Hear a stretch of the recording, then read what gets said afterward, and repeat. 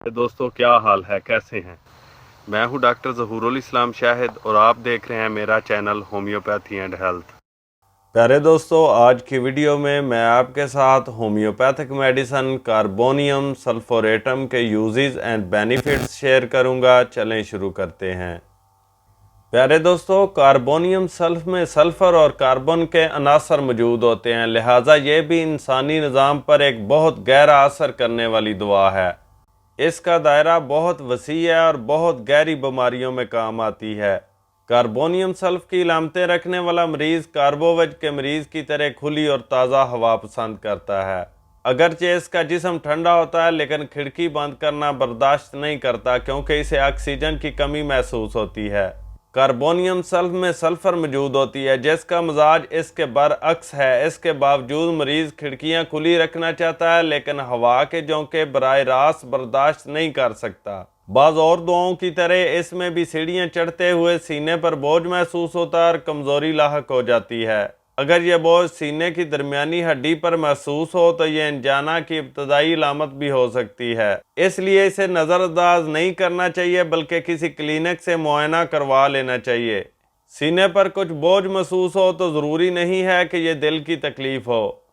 बसा औक़ात असाबी निज़ाम की कमज़ोरी या फेफड़ों और मैदे की बीमारियों की वजह से भी यह अलामत ज़ाहिर होती है, इसलिए यह कोई ख़ास इम्तियाजी अलामत नहीं है।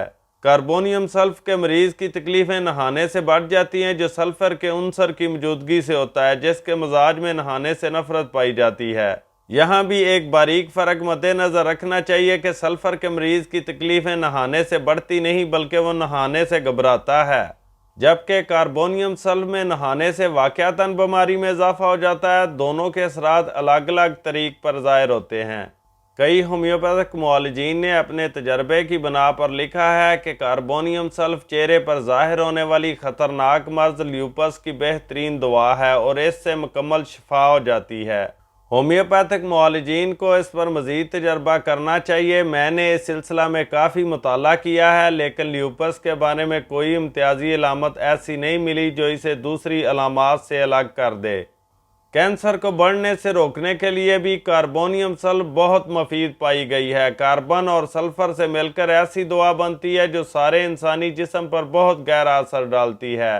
जो दवा ल्यूपस जैसी बीमारी में शिफा दे सके वो लाजमन बहुत अहम और गहरी दवा होगी। मुख्तलिफ किस्म के कैंसर की शिफा के लिए अलग अलग दवाएं चाहिए, लेकिन बाज़ दवाएं ऐसी हैं जो हर किस्म के कैंसर में इतना फ़ायदा ज़रूर दे देती हैं कि 1-2 साल तक कैंसर की बढ़ोतरी रुक जाती है और इस अरसा में असल दवा तलाश की जा सकती है।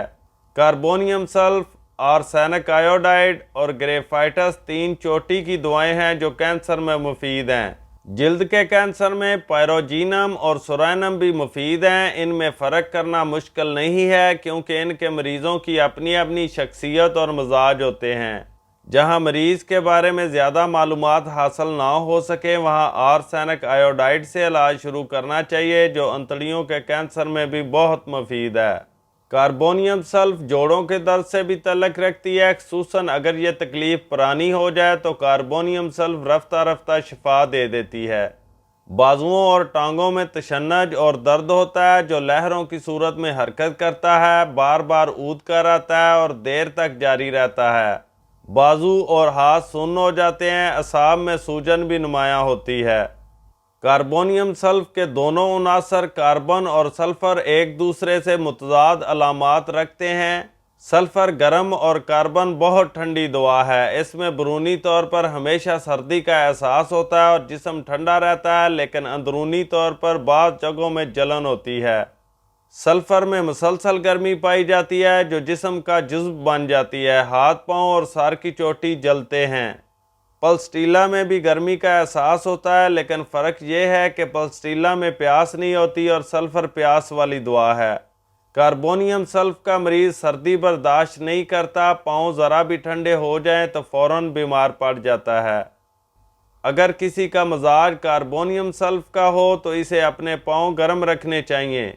कार्बोनियम सल्फ की बाज़ अलामतें आर्निका से भी मिलती हैं। आर्निका में ख्वाह ज़ाहरी चोट लगे ना लगे, चोट से मुशाबा दर्द पैदा होते हैं जैसे जिस्म को कूटा पीटा गया हो। کاربونیم سلف کی دردیں بھی اس سے مشابہ ہوتی ہیں۔ ذہنی علامتوں کے لحاظ سے بھی یہ بہت اہم دوا ہے۔ مریض بہت جوشیلا ہوتا ہے، قوت برداشت نہیں رہتی، غصہ بہت آتا ہے، کھوٹے کرے کی تمیز ختم ہو جاتی ہے، خودکشی کرنے کا رجحان بھی پایا جاتا ہے۔ سر میں خشکی، سکری اور بال جھڑنے کی علامات بھی ملتی ہیں۔ آنکھوں کے پپوٹوں کی بیماریوں میں بھی کاربونیم سلف بہت مفید ہے، لیکن اسے آنکھوں کی تکلیفوں میں صرف اس وقت استعمال کریں جب یہ مزاجی دوا ثابت ہو۔ کاربونیم سلف میں سر درد زیادہ تر بائیں طرف ہوتا ہے، لیکن دائیں طرف بھی ہو سکتا ہے۔ اس میں دائیں بائیں کا فرق قطعی نہیں۔ ہاں، عموماً صرف ایک طرف درد ہونے کا رجحان پایا جاتا ہے۔ نظر کی کمزوری اور رنگوں کی پہچان کا فقدان بھی کاربونیم سلف کی علامت ہے۔ کاربونیم سلف میں کان سے بدبودار مواد نکلتا ہے، جس میں خون کی آمیزش بھی ہوتی ہے۔ قوت سامع کمزور ہو جاتی ہے، کانوں میں گھنٹیاں بجنے کی آوازیں آتی ہیں، کانوں کی تکلیف کی وجہ سے چکر آتے ہیں، جلد بے حس ہو جاتی ہے، خارش کے ساتھ چھوٹے چھوٹے زخم بن جاتے ہیں جو پھیلتے ہیں۔ چہرے پر کیل مہاسے بھی نکلتے ہیں۔ ایک اور بات جو خصوصیت سے کاربونیم سلف میں پائی جاتی ہے وہ یہ ہے کہ جلد اور اندرونی جھلیاں رفتہ رفتہ بے حس ہو جاتی ہیں اور زبان بھی احساس سے عاری ہو جاتی ہے۔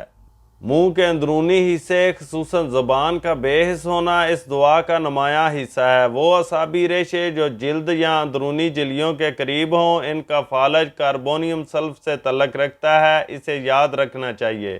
دانت کے اعصاب کے کنارے ننگے ہو جائیں تو وہاں سردی سے زود اسی پائی جاتی ہے۔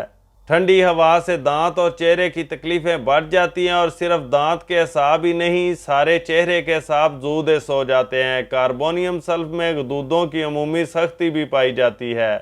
کاربونیم سلف بہت سی مردانہ کمزوریوں میں مفید ہے اور عورتوں کی کمزوریوں میں بھی، بیضہ دانی پر بھی اثر انداز ہوتی ہے، اور اس کے سکڑنے کی علامت اس دعا میں پائی جاتی ہے جو دراصل کینسر کا آغاز ہوتا ہے۔ دعا نسبتاً اونچی طاقت میں استعمال کرنی چاہیے۔ 200 طاقت سے آغاز اچھی تدبیر ہے۔ اگر پاؤں کی انگلیوں اور ٹخنوں میں اکڑاؤ ہو تو کاربونیم سلف اگر مزاجی دعا ہوگی تو اسے بھی ٹھیک کر دے گی۔ کاربونیم سلف کو عام طور پر 30، 200، 1000 یا حسب ضرورت 1 لاکھ طاقت تک استعمال کیا جا سکتا ہے۔